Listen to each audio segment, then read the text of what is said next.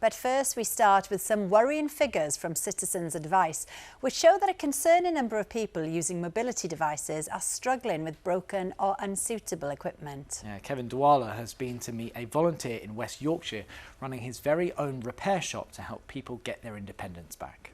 I've got your coffee, Ted, don't worry. Over the past 2 years, pensioner Ted feels like he's been robbed of his independence. That's yours there, that side. Poor mobility left the 75-year-old from Huddersfield relying heavily on his two-handed rolling walker to get around. But now, a failed elbow replacement has made that impossible. I can't use it, I can only use one hand. How challenging has it been having to get around with just the crutch that you've got there? Difficult. Difficult. We just don't go out.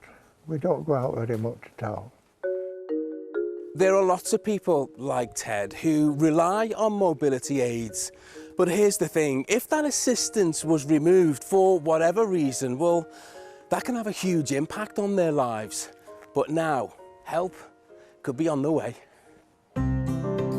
Retired engineer Joe Lyman from West Yorkshire is part of an army of charity volunteers that adapt assistive equipment for free. OK, this is where the magic happens then. Oh, wow. I've got workshop envy, Joe. Oh, yeah. Joe has been coming up with ideas to modify Ted's old walker to try to give him back his independence. It's designed to use with both hands. Yeah. And so that's when I came up on the idea of why don't I add a forearm support with a grip.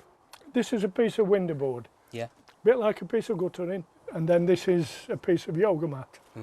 It's brilliant. What's that like when you're stuck with that problem there and then you find the solution and you go, I know, I can do that. How does that feel? It's a eureka moment.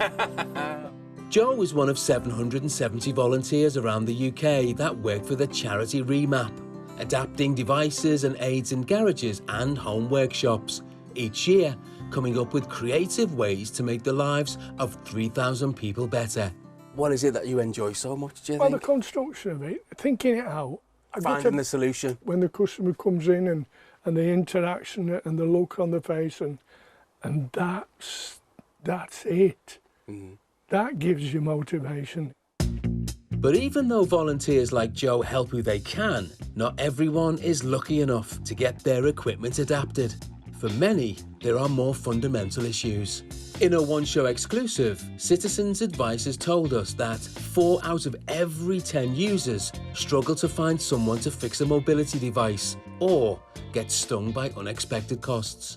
We hear from someone every hour who has a problem with a disability aid. We've seen people who are having to wait far too long to see repairs, including one woman who was stuck on the top floor of her house for over a week when her stairlift broke, waiting for a repair to be done. And that's just not good enough.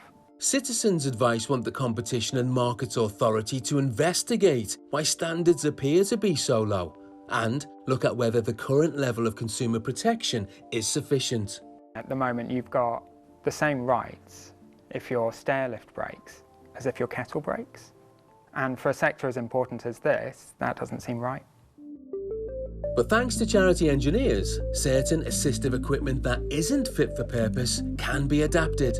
5-year-old Harmony from Berkshire has a lung condition that means without oxygen, she's in danger of going into a coma. But the medical bag her mum Mercedes was given wasn't any good for an energetic 5-year-old. So as you can see, it's not secured around the front, so when she was going, it's loose, it just wasn't the best. So a children's rucksack was transformed into a fully adjustable holder, which also looks the part. Is that in the right place for you? Yeah. So you can see like how much better that is for her. This backpack's given her a lot more freedom, so she can just put it on her back and she can do it. And back in West Yorkshire, Joe's delivering Ted's new improved walker, which will hopefully give him his independence back. That's great, that, isn't it, Joe? Where Ted can rest his elbow there. Do you think that's any better? Yeah, And then the brake is... yeah. You use it right. Yeah. He's off.